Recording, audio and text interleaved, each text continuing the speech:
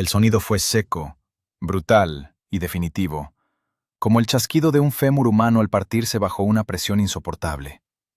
En la penumbra de un laboratorio improvisado, que olía más a humedad y a desesperación que a ciencia, un hombre sostenía la respiración. Sus ojos, enrojecidos por el polvo de cemento y la falta de sueño, no miraban una pantalla de computadora ni un gráfico bursátil. Miraban una grieta, una fisura capilar, delgada como un cabello, que acababa de aparecer en el bloque de prueba número 472. Afuera, la lluvia torrencial de la temporada golpeaba el techo de lámina con la furia de un bombardeo, ahogando los suspiros de frustración del ingeniero. Para cualquier otra persona, esa grieta significaba el fin, el fracaso absoluto, la confirmación de que las leyes de la física y la química son inmutables. El concreto se rompe, el concreto se desgasta, el concreto muere. Es la ley natural de la construcción, pero para este hombre, esa grieta no era el final. Era el comienzo de una guerra silenciosa contra la realidad misma. Él no veía una falla estructural, veía una herida. Y si algo tiene una herida, pensaba él mientras pasaba sus dedos callosos por la superficie áspera y fría, entonces esa cosa puede sanar. Lo que estaba a punto de suceder en ese garaje mal ventilado en el corazón de México no solo desafiaría la industria global de la construcción, sino que pondría en peligro su carrera, su reputación y, eventualmente, su propia seguridad. Porque cuando intentas darle vida a una piedra, te conviertes en el enemigo de aquellos que venden las tumbas de concreto. Hola amigo y amiga, bienvenidos a una nueva historia de misterio industrial y genialidad humana. Hoy no vamos a hablar de crímenes sangrientos, ni de desapariciones en la niebla, sino de un crimen diferente. El crimen de la obsolescencia programada, y de cómo un solo hombre, armado únicamente con su intelecto y una terquedad legendaria, decidió reescribir las reglas del material más utilizado por la humanidad después del agua. Prepárense, porque vamos a sumergirnos en la mezcla espesa, gris y peligrosa de la innovación prohibida.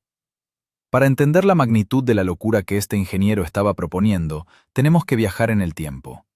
Estamos en 1990. El mundo está en un punto de inflexión. El muro de Berlín acaba de caer, la Unión Soviética se tambalea y la tecnología digital apenas está empezando a gatear fuera de las universidades. Pero en el mundo de la construcción, el tiempo se había detenido hace décadas. En México y en toda Latinoamérica, el progreso tenía un sabor agridulce. Las ciudades crecían como monstruos hambrientos, devorando valles y colinas, cubriendo la tierra fértil con una costra gris interminable. El concreto era el rey absoluto, era el símbolo de la modernidad, del avance, de la seguridad. Pero también era una trampa mortal. Nadie había olvidado el horror de 1985, cuando la tierra tembló y la Ciudad de México se convirtió en un cementerio de escombros y varillas retorcidas. En la mente colectiva de la nación, el concreto había demostrado su fragilidad. Se agrietaba con el sol, se debilitaba con la lluvia ácida, se rendía ante el movimiento telúrico. Era un material estúpido, pasivo, un gigante muerto que solo sabía pesar y resistir hasta que, inevitablemente, colapsaba. La industria del cemento en 1990 era un club exclusivo, una fortaleza inexpugnable controlada por corporaciones titánicas que no tenían ningún interés en cambiar la receta. ¿Por qué hacerlo? Si el concreto se rompe, vendes más concreto para repararlo. Es el negocio perfecto. Un ciclo infinito de construcción y destrucción que generaba billones de dólares al año.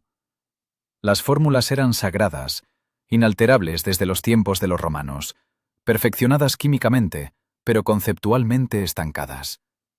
Entrar en ese mundo y decir, lo están haciendo mal, no era solo arrogancia, era un suicidio profesional. Se requería maquinaria pesada, laboratorios de millones de dólares y el respaldo de consorcios internacionales para siquiera proponer una nueva mezcla. Un ingeniero solitario, trabajando desde la periferia, sin becas del gobierno y sin el apoyo de las grandes cementeras, era menos que una hormiga intentando detener una aplanadora. El ambiente en las obras de construcción de aquella época era brutal. Hombres con las espaldas quemadas por el sol cargaban bultos de 50 kilos sobre hombros despellejados, respirando sílice y polvo calizo que se asentaba en sus pulmones como una sentencia de muerte lenta. La construcción era lenta, pesada, sucia y, sobre todo, ineficiente. Se vertían toneladas de una mezcla gris que, al secarse, comenzaba inmediatamente su proceso de degradación. El agua, el elemento dador de vida, era el enemigo mortal del concreto armado. Una pequeña filtración, una gota persistente entrando por una grieta microscópica, buscaba el acero en el interior, lo oxidaba, lo expandía y reventaba la estructura desde adentro como un cáncer silencioso. Todos los ingenieros lo sabían, todos los arquitectos lo aceptaban como un mal necesario. El mantenimiento es inevitable, repetían en las facultades de ingeniería como un mantra religioso.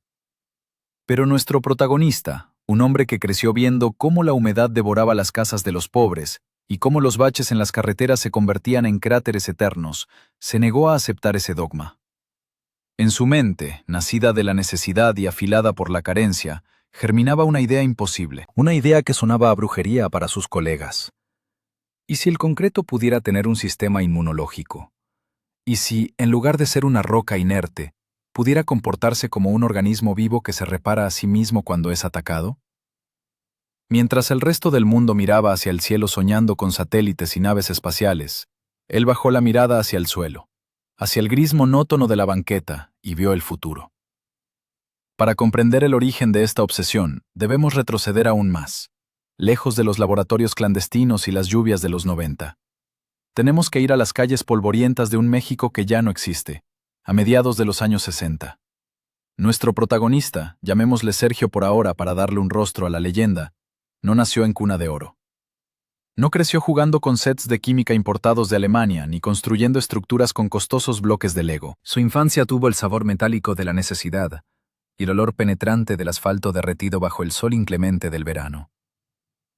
Creció viendo cómo su padre, un albañil de manos grandes y espalda encorvada, llegaba a casa cada noche cubierto de una fina capa de polvo gris, tosiendo los residuos de una jornada interminable. Desde niño, Sergio aprendió una lección cruel. El trabajo duro no siempre garantiza la permanencia. Veía cómo las paredes que su padre levantaba con tanto esfuerzo se llenaban de salitre a los pocos meses. Veía cómo las banquetas se partían como galletas secas cuando las raíces de los árboles decidían reclamar su espacio. Para un niño normal, esto era simplemente el paisaje urbano. Para Sergio, era una ofensa personal. Su mente funcionaba de manera diferente. Donde otros niños veían un charco de lodo secándose al sol, él veía un proceso físico de evaporación y contracción. Se quedaba horas observando cómo la tierra húmeda se fracturaba al perder el agua, creando patrones geométricos que le parecían un lenguaje secreto de la naturaleza. Todo se rompe porque es rígido, pensaba. En la escuela, sus cuadernos estaban llenos de garabatos, no de superhéroes, sino de puentes y estructuras que desafiaban la gravedad. Pero su verdadero despertar, el momento que grabó a fuego su destino, llegó con la tragedia que marcó a toda una generación. El terremoto de 1985. Sergio ya era un estudiante joven, con la ambición ardiendo en el pecho, cuando el suelo de la Ciudad de México se comportó como líquido. Vio edificios supuestamente indestructibles, orgullos de la ingeniería moderna, doblarse y colapsar como castillos de naipes, llevándose consigo miles de vidas. Caminó entre los escombros, respirando el polvo de la muerte, y tocó los pilares de concreto fracturados. Allí, entre las sirenas y los gritos, entendió que el enemigo no era el terremoto, el enemigo era la soberbia de creer que habíamos dominado el material.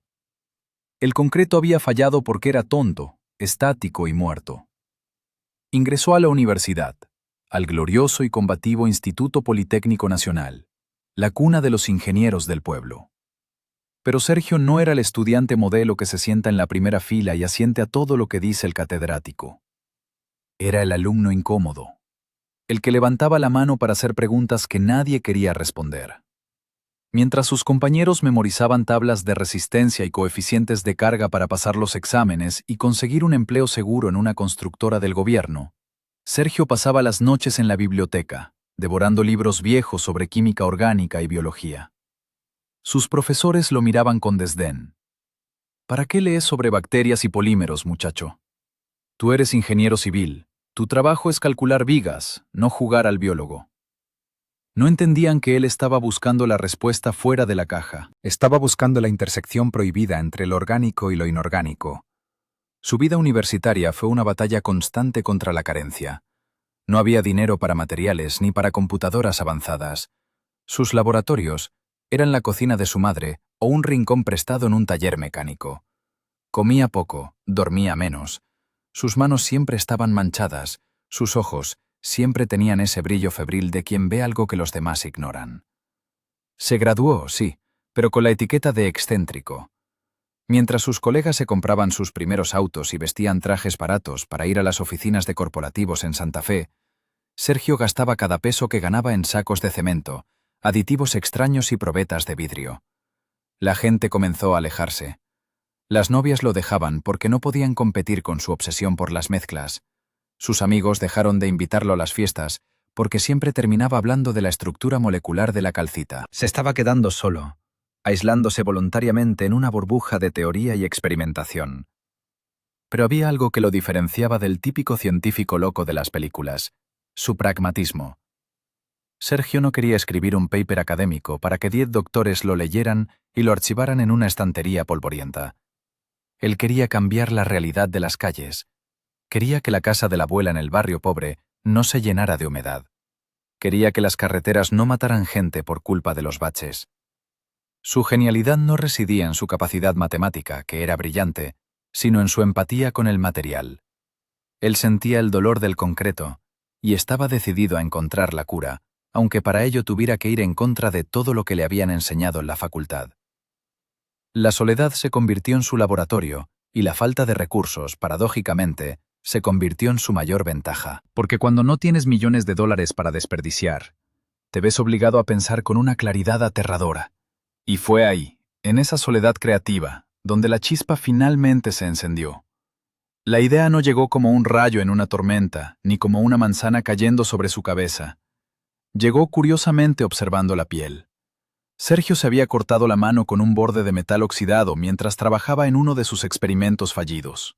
Mientras se lavaba la sangre bajo el chorro de agua fría, observó fascinado el proceso. Su cuerpo no necesitaba que un arquitecto viniera a diseñar una reparación. No necesitaba que un ingeniero calculara la cantidad de plaquetas necesarias. El cuerpo sabía qué hacer. Había un sistema de alerta latente, dormido, esperando el trauma para activarse y sellar la brecha. ¿Por qué diablos?, murmuró para sí mismo, con el agua corriendo por sus muñecas. ¿Por qué nuestros edificios no pueden hacer lo mismo? La pregunta era absurda. La piel está viva. El concreto es piedra artificial, polvo y agua. Compararlos era como comparar un pájaro con un avión de papel. Pero la semilla ya estaba plantada. Si el concreto no está vivo, tal vez, solo tal vez, se le podría infectar con vida. O al menos con una inteligencia química que imitara la vida. Sergio comenzó a dibujar esquemas frenéticos en servilletas y cuadernos viejos. Su hipótesis era audaz: crear microcápsulas, pequeñas bombas de tiempo microscópicas, que se mezclarían con el cemento. Estas cápsulas dormirían dentro de los muros y columnas durante años, invisibles, inactivas. Pero en el momento en que una grieta apareciera y rompiera su estructura, las cápsulas liberarían un agente curativo, una bacteria o un polímero especial, que reaccionaría con la humedad y el oxígeno para crear nueva piedra caliza, sellando la herida desde adentro. Era brillante, era revolucionario, y era, según todos los expertos a los que consultó, completamente estúpido. Lleno de un optimismo ingenuo, Sergio preparó su carpeta. Se puso su mejor camisa, la única que no tenía manchas de reactivos, y fue a tocar las puertas de la industria. Imaginaba que lo recibirían con los brazos abiertos, que los directivos de las grandes cementeras verían los números y entenderían que esto cambiaría el mundo. Qué equivocado estaba. La primera reunión fue en una oficina con aire acondicionado en el centro financiero, frente a un ejecutivo que apenas levantó la vista de sus papeles. Sergio explicó con pasión su concepto de concreto bacteriano y autorreparación. El ejecutivo lo escuchó durante 3 minutos. Se quitó los lentes y soltó una risa seca condescendiente. «Mire, joven», le dijo con ese tono paternalista que se usa para hablar con los locos. «Nosotros vendemos toneladas. Si el concreto dura para siempre, nuestro negocio se acaba. Además, meter bacterias en la mezcla, eso va a debilitar la estructura. Nadie va a querer vivir en una casa hecha de gérmenes. Es un riesgo sanitario y un suicidio comercial. Váyase a su casa». La escena se repitió una y otra vez. Bancos, inversores privados, instituciones gubernamentales de apoyo a la ciencia. Todos le cerraron la puerta en la nariz. Lo llamaron soñador, lo llamaron imprudente, y en los pasillos de las universidades comenzaron a llamarlo el alquimista, un apodo burlón para el ingeniero que creía que podía convertir la piedra en oro. El rechazo no fue solo financiero, fue intelectual. Los ingenieros estructurales se burlaban de la complejidad técnica. Sergio, entiende esto, le decían sus excompañeros. El concreto es un ambiente hostil. Tiene un pH altísimo, es extremadamente alcalino. Nada vive ahí dentro. Cualquier bacteria que metas morirá en segundos durante el fraguado. Estás intentando cultivar orquídeas en un volcán activo. Y tenían razón. El problema técnico era titánico. Para que su idea funcionara, Sergio tenía que encontrar un organismo o un compuesto químico que pudiera sobrevivir al infierno. El proceso de endurecimiento del concreto genera calor y una alcalinidad capaz de disolver materia orgánica. Necesitaba algo que pudiera entrar en estado de hibernación, resistir la presión de toneladas de peso, sobrevivir a la sequedad absoluta durante décadas y, aún así, despertar fresco y listo para trabajar al primer contacto con el agua de lluvia que se filtrara por una grieta. Era como pedirle a un soldado que durmiera bajo tierra sin comida ni agua durante 50 años y se levantara corriendo un maratón al despertar. La ciencia decía que era imposible. El mercado decía que era indeseable. Pero Sergio, sentado en su pequeño cuarto, mirando la pared agrietada que nadie había reparado en años, decidió que ambos estaban equivocados. Si no había dinero, lo haría con basura. Si no había laboratorio, lo haría en su cocina. La negativa del mundo no apagó su fuego, lo convirtió en un incendio forestal. Iba a demostrarles, aunque tuviera que mezclar su propia sangre en el mortero, que el concreto podía sanar. Así comenzó el descenso a los infiernos, o lo que Sergio llamaba cariñosamente la fase de cocina. Sin el respaldo de los laboratorios universitarios, su casa se transformó en una zona de guerra química. La sala de estar desapareció bajo montañas de sacos de cemento gris y botes de plástico de segunda mano. La cocina dejó de oler a comida para impregnarse de un aroma metálico, alcalino y polvoriento que se pegaba a la ropa y al pelo. Sergio se convirtió en un carroñero de la ciencia. Sus mañanas no empezaban con café y periódicos, sino con visitas a los deshuesaderos y a las trastiendas de las farmacias industriales, buscando equipos desechados que pudiera reparar. Necesitaba una centrífuga, pero costaban miles de dólares. ¿La solución? Un ventilador de techo modificado y reforzado con cinta adhesiva y alambre. Necesitaba una mezcladora de precisión. ¿La respuesta? El motor de una lavadora vieja acoplado a un barril de metal oxidado que hacía un ruido infernal cada vez que giraba, un traqueteo constante que se convirtió en la banda sonora de su soledad. El primer gran obstáculo no fue la química avanzada, sino la logística de la pobreza. Sergio tenía que decidir entre comprar reactivos de alta pureza o pagar la cuenta de la luz. A menudo, la luz perdía. Trabajaba a la luz de lámparas de queroseno o velas cuando cortaban el suministro, entrecerrando los ojos para medir miligramos de polvo en una balanza que él mismo había calibrado con monedas. Pero el verdadero demonio, el antagonista silencioso de esta historia, seguía siendo el pH. Para que entiendan la magnitud del problema, el concreto húmedo es una sustancia increíblemente agresiva. Su alcalinidad ronda el nivel 3 en la escala de pH. Para una bacteria o un compuesto orgánico, caer en una mezcla de cemento fresco es equivalente a que un ser humano se bañe en una piscina de cloro puro y ácido de batería hirviendo. Es un ambiente de exterminio total. Los primeros meses fueron una colección de catástrofes. Sergio intentó encapsular sus agentes reparadores en cápsulas de gelatina barata, las mismas que se usan para las medicinas. Fue un desastre. En cuanto tocaban la mezcla húmeda, se disolvían prematuramente, liberando el agente antes de tiempo y arruinando la fragua del cemento. El resultado eran bloques de concreto que parecían queso suizo, llenos de huecos, desmoronándose con solo mirarlos. Luego intentó con plásticos, ceras, arcillas. Probó recubrimientos de azúcar, de grasa animal, de todo lo que su mente desesperada podía concebir. Cada intento requería una paciencia de santo. Preparar la mezcla, verterla en los moldes, esperar 28 días interminables para que el concreto curara, y luego, el momento de la verdad, romper el bloque. Imaginen la escena. Sergio, más delgado cada semana, con las manos agrietadas por la cal, tomando un martillo para fracturar su propia creación. ¡Crack! La grieta aparecía. Luego rociaba agua, simulando la lluvia, y se sentaba a esperar, horas, días, mirando con una lupa barata. Y nada. La grieta seguía ahí, burlándose de él. Abierta, fea, permanente.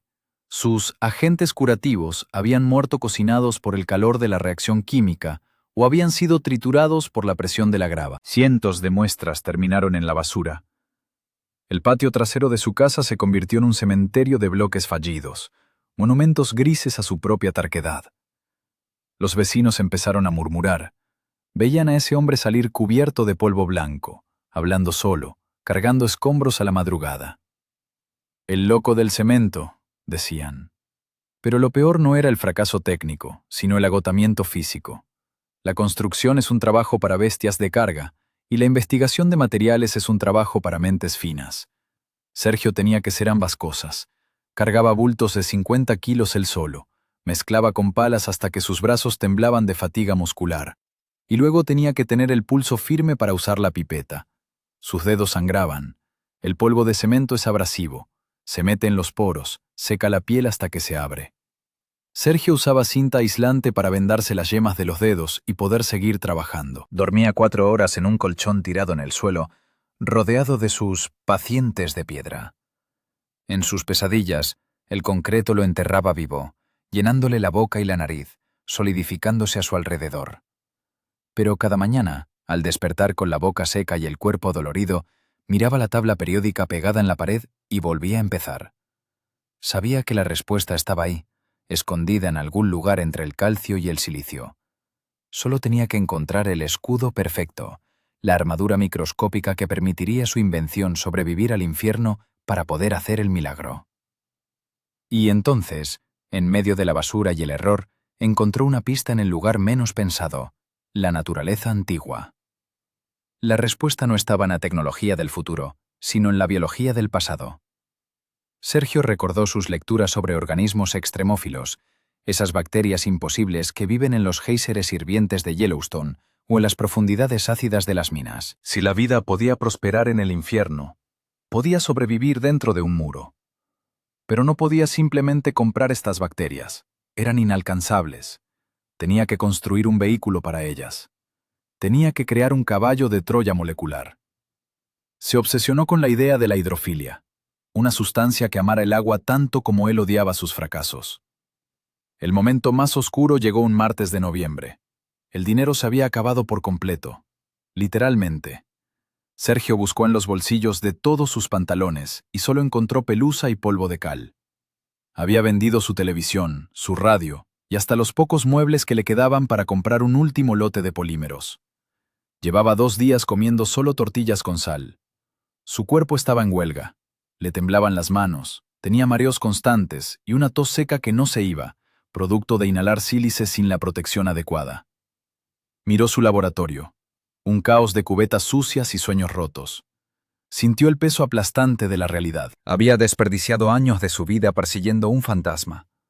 Estaba solo, arruinado y enfermo. Se sentó en el suelo frío, abrazando sus rodillas, y lloró.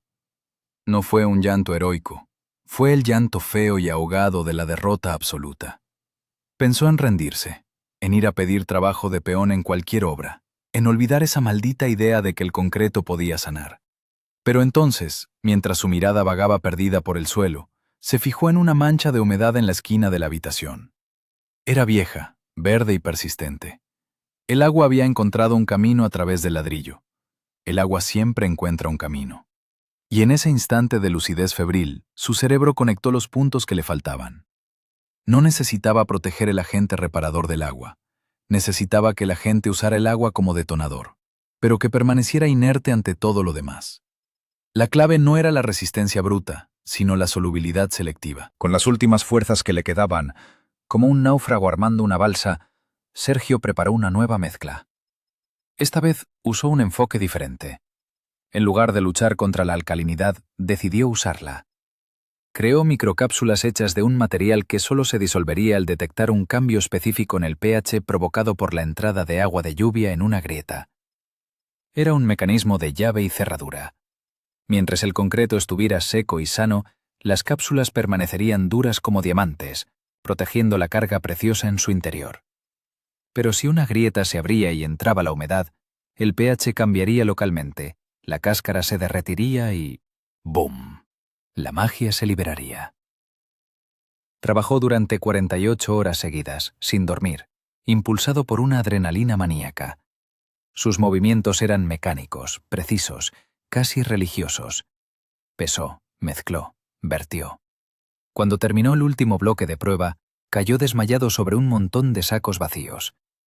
Durmió como un muerto durante un día entero. Al despertar, con el estómago rugiendo y la cabeza palpitando, supo que era el momento. No había dinero para más pruebas. Era esto o la nada. Tomó el bloque número 513. Lo colocó en el tornillo de banco. Apretó hasta que escuchó el crujido familiar. La grieta apareció, fea y profunda. Con manos temblorosas, vertió un poco de agua sobre la herida de piedra. Y esperó. No había cámaras de alta velocidad ni microscopios electrónicos. Solo sus ojos cansados y la fe ciega de un hombre que lo ha apostado todo. Pasaron las horas. La superficie seguía igual. Se fue a dormir, convencido de que había fallado otra vez. Pero la mañana siguiente, cuando el primer rayo de sol entró por la ventana sucia y golpeó el bloque de concreto, Sergio vio algo que le detuvo el corazón. La grieta seguía ahí, pero ya no era la misma. No estaba más abierta, no se veía más negra, no parecía una boca hambrienta lista para crecer con el tiempo. Había algo dentro. Una línea blanquecina, como si el concreto hubiera empezado a cicatrizar con una costra mineral. Sergio se arrodilló tan rápido que la rodilla golpeó el piso y le subió un dolor eléctrico por la pierna, pero ni lo sintió. Pegó el rostro al bloque, olió la superficie húmeda, esa mezcla de cal viva y tierra mojada, y pasó la uña por el borde de la fisura. No se desmoronó, no se abrió más. Se sentía más áspera, como si algo hubiera cristalizado durante la noche. No confió en sus ojos. En su mundo, la esperanza era el veneno más peligroso, porque te hace bajar la guardia. Así que preparó el ritual del juicio final como si fuera una ejecución. Primero marcó la grieta con un lápiz de carpintero, dibujando 2 líneas a cada lado para medir el avance. Luego apoyó una regla metálica y midió el ancho con una lupa de joyero que había conseguido en un tianguis. Después volvió a humedecerla, apenas unas gotas, lo suficiente para activar el proceso si era real. Miró el reloj. Cada minuto que pasaba lo escuchaba como si fuera un martillo golpeando un clavo. Al principio no ocurrió nada. Los segundos se estiraron como chicle viejo. El único sonido era el goteo, lento, insistente, y el zumbido lejano de un transformador. Sergio tragó saliva y sintió el polvo pegado en la garganta. Minuto 1. La grieta parecía idéntica. Minuto 2. Una leve nube blanquecina empezó a expandirse desde el interior, tan sutil que podía ser un truco de la luz. Minuto 3. Esa nube se convirtió en una línea, una vena pálida que avanzaba como una raíz buscando tierra fértil. Minuto 4. Los bordes negros comenzaron a perder contraste, como si alguien estuviera borrando con una goma al vacío. Sergio se obligó a no tocarlo. No sopló, no respiró encima. En su cabeza cualquier intervención humana podía arruinar el milagro. Solo observó cómo frente a él, el concreto hacía algo que nunca había visto hacer a un material inerte: reaccionar con intención. Minuto 5. Aparecieron diminutos cristales, puntiagudos, como sal gruesa, alineándose sobre la herida. Minuto 6. Los cristales se unieron en una costra continua. Minuto 7. La costra se engrosó. Minuto 8. Donde antes había una hendidura oscura, ahora había una cicatriz clara, irregular, pero sólida, como un hueso soldado. Cuando finalmente pasó el dedo, no lo hizo con ternura. Lo hizo con rabia, como si quisiera descubrir la trampa. Presionó fuerte. Buscó el punto débil. Intentó volver a abrirla con la uña. Nada. El bloque no se rendía. La grieta, que debería ser una sentencia, se había convertido en una prueba de vida. Pero una victoria sin testigos es un secreto, y un secreto en la ciencia muere en silencio. Sergio lo entendió con la claridad fría de quien sabe que nadie le creerá si llega solo con un bloque manchado de cal. Hizo llamadas desde un teléfono público, con monedas que había guardado por si acaso. Primero a un profesor viejo del Politécnico, uno de esos hombres que no regalaban elogios y que trataban a la mayoría de los jóvenes como si fueran espuma. Luego a un ex compañero que trabajaba en una constructora y que se burlaba de él en las reuniones. No les dijo, logré lo imposible. Les dijo algo más efectivo, algo que despertaba la curiosidad y el desprecio a la vez. Vengan a ver mi último fracaso. Llegaron al anochecer. Dos hombres con camisas planchadas, olor a loción barata y la expresión de quien viene a confirmar una humillación. Entraron al garaje y fruncieron el ceño al ver el desorden, los moldes manchados, los bloques apilados como cadáveres. El profesor miró a Sergio de arriba abajo, notó sus manos agrietadas, sus ojeras profundas, y soltó un suspiro que sonó a pobre idiota. Sergio no discutió, no justificó. Solo señaló el bloque número 513. El excompañero se acercó primero. Vio la cicatriz blanca y sonrió con ironía. ¿Y esto qué? ¿Le echaste pegamento? Sergio no respondió. Tomó el martillo. El metal estaba frío y pesado, y el sonido que hizo al apoyarlo sobre el bloque rebotó en el techo de lámina como un disparo. «Rompe aquí», dijo, y le entregó el martillo al hombre que venía a burlarse de él. El golpe fue brutal. El concreto crujió, y por un instante todos pensaron que se rompería justo por la cicatriz, por el punto reparado. Pero no. La fractura corrió por otro lado, buscando un camino más fácil, como si evitara esa zona endurecida. El excompañero se quedó inmóvil, con el martillo todavía en la mano, parpadeando como si no entendiera lo que sus ojos acababan de ver. El profesor se agachó, tocó la cicatriz con 2 dedos y luego olfateó la superficie como un perro viejo que reconoce un olor raro. Sus pupilas cambiaron.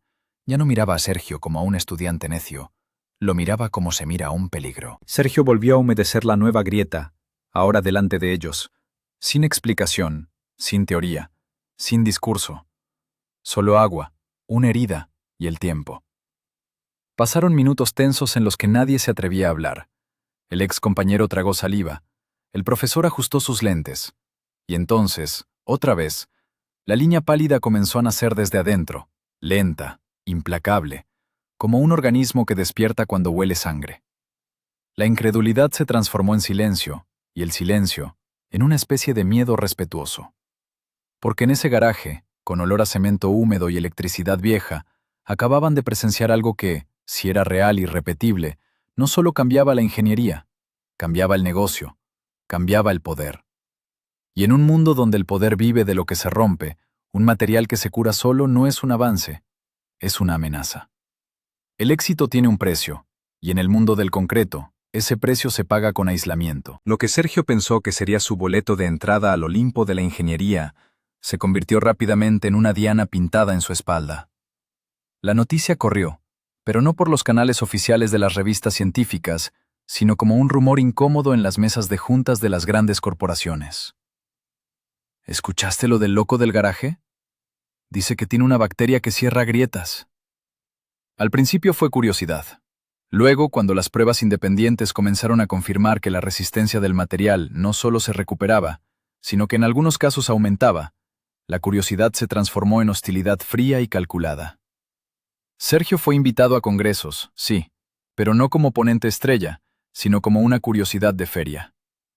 Lo ponían en horarios imposibles, en salas pequeñas, mientras los expertos de las cementeras multinacionales llenaban auditorios hablando de sostenibilidad y futuro verde, mientras vendían el mismo producto defectuoso de siempre. Cuando intentó patentar su fórmula, se encontró con un laberinto burocrático diseñado para agotar al pequeño inventor. Abogados con trajes de $3,000 aparecieron de la nada, cuestionando cada coma de su solicitud, alegando que su tecnología infringía patentes oscuras de los años 70 que nadie había usado jamás. Era una guerra de desgaste. Ellos tenían tiempo y dinero infinito. Sergio tenía deudas y una úlcera que le quemaba el estómago cada vez que abría un sobre con el logotipo de un bufete jurídico. Le ofrecieron comprarle la idea. Por supuesto que lo hicieron. Un día, un representante de una firma extranjera se sentó en su pequeña oficina improvisada. No trajo muestras de concreto, trajo un cheque con una cifra que Sergio nunca había visto junta en su vida.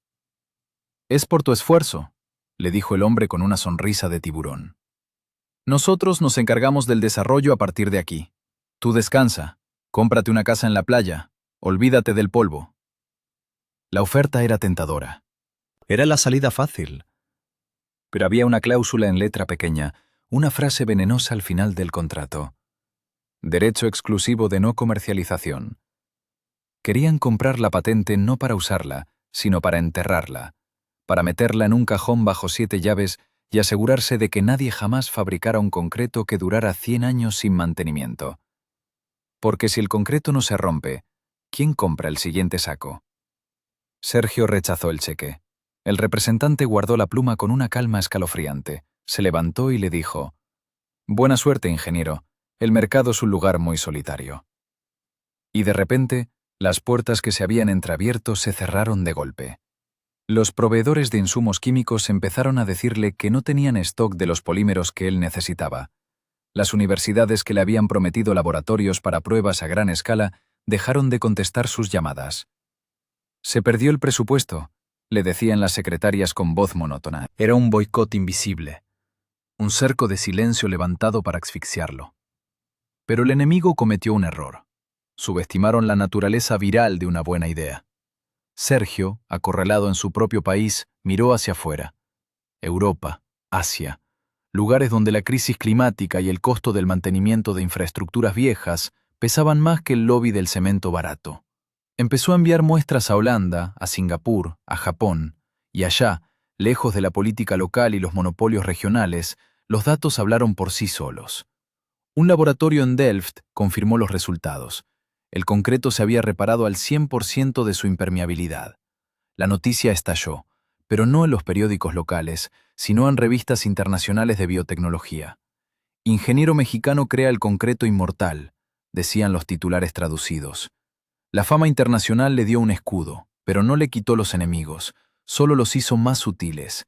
Ya no podían ignorarlo ni comprarlo, así que intentaron desacreditarlo. Artículos de opinión independientes empezaron a cuestionar la seguridad de las bacterias, hablando de mutaciones peligrosas y riesgos biológicos, sembrando el miedo en la población. Fue una campaña sucia, baja, diseñada para que ningún constructor se atreviera a usar su mezcla, por miedo a demandas futuras.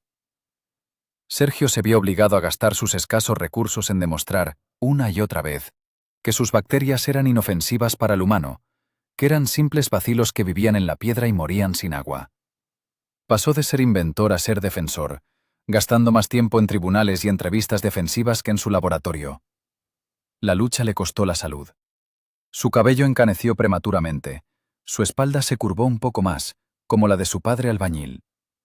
Pero cada vez que pasaba por una obra y veía a los obreros vertiéndose líquido gris que sabía que se rompería en 5 años, sentía una rabia que lo mantenía vivo.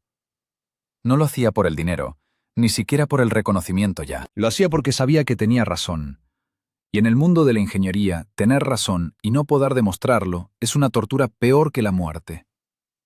Sin embargo, en medio de ese asedio corporativo, una pequeña constructora, dirigida por un arquitecto joven que no tenía nada que perder, decidió darle una oportunidad. Iban a construir un pequeño canal de riego en una zona agrícola pobre. «Si falla, perdemos todo», le dijo el arquitecto. «Si funciona, cambiamos la historia». Y así, con el mundo en contra y los buitres volando en círculo, la primera estructura real de concreto autorreparable comenzó a fraguar bajo el sol. Ese canal de riego, perdido en medio de campos de maíz y olvido, se convirtió en el monumento silencioso de una revolución inconclusa. Pasaron los meses, pasaron las lluvias torrenciales y las sequías bíblicas que agrietan la tierra hasta el núcleo. Y mientras las estructuras vecinas, hechas con el concreto de las grandes marcas, empezaban a mostrar las típicas telarañas de fracturas, el canal de Sergio permanecía estoico. Cuando aparecía una fisura, pequeña y tímida, la lluvia la cerraba en cuestión de semanas. Los agricultores, gente de campo que no entiende de microbiología pero sí de milagros, lo miraban con respeto. No sabían que dentro de esas paredes grises había un ejército de bacterias trabajando incansablemente, pero sabían que el agua ya no se escapaba, funcionaba. La teoría del loco era realidad tangible. Hoy, décadas después de aquel primer experimento en el garaje, podrías pensar que el mundo entero está construido con este material. Podrías imaginar que los baches han desaparecido de las ciudades, que los puentes ya no colapsan por fatiga de materiales y que el gasto en mantenimiento se ha reducido a cero. Pero si miras por tu ventana, verás que no es así. Las grietas siguen ahí. Las reparaciones eternas siguen bloqueando el tráfico. El negocio del romper y volver a hacer sigue siendo el rey. ¿Por qué? Porque la eficiencia absoluta es el enemigo del lucro infinito. El invento de Sergio no fracasó. Fue contenido. Existe. Se usa en proyectos de élite, en túneles submarinos y en estructuras donde el fallo no es una opción, pero no llegó a la banqueta de tu casa. Se convirtió en un lujo, no en el estándar. Sergio sigue vivo. Ya no es el joven con fuego en los ojos que peleaba contra los molinos de viento. Es un hombre mayor, con la piel curtida por los años y la sabiduría tranquila de quien sabe que ganó la batalla intelectual, aunque perdió la guerra comercial. No vive en una mansión comprada con regalías millonarias. Vive modestamente, tal vez dando clases, tal vez asesorando a nuevos soñadores que, como él, creen que la ingeniería debe servir a la humanidad y no solo a la cuenta de resultados. Su nombre aparece en los libros de texto especializados. Una nota al pie que los estudiantes subrayan con prisa antes del examen, sin entender la sangre y el sudor que costó ese párrafo. Su legado, sin embargo, es más grande que un bloque de cemento. Sergio nos enseñó que incluso lo más duro, lo más rígido y lo más muerto puede aprender a sanar si se le da la información correcta. Nos demostró que la fragilidad no es un defecto, sino una oportunidad para la regeneración. En un mundo obsesionado con la perfección instantánea, él nos recordó el valor de la cicatriz. Porque una cicatriz en el concreto, al igual que en la piel humana, no es un signo de debilidad. Es la prueba de que el sistema sobrevivió, reaccionó, y se hizo más fuerte en el lugar donde antes estaba roto. Quizás algún día, cuando la sostenibilidad deje de ser un eslogan de marketing y se convierta en una necesidad de supervivencia, desempolvemos las patentes de Sergio. Quizás entonces, las ciudades del futuro respiren y se curen solas, como un bosque de piedra viva. Hasta entonces, cada vez que veas una grieta en la pared de tu casa, recuerda que no tiene por qué estar ahí. Recuerda que hubo un hombre, un ingeniero mexicano en un garaje mal iluminado, que encontró la cura, y que el mundo, en su inmensa estupidez, decidió no tomarse la medicina. Muchas gracias por acompañarnos en este viaje a través de la resistencia de los materiales y del espíritu humano. Si esta historia te ha hecho ver el suelo que pisas con otros ojos, dale like y comparte, porque las buenas historias, como el buen concreto, deben durar para siempre. Nos vemos, o nos escuchamos, en la próxima grieta del sistema. Sayonara.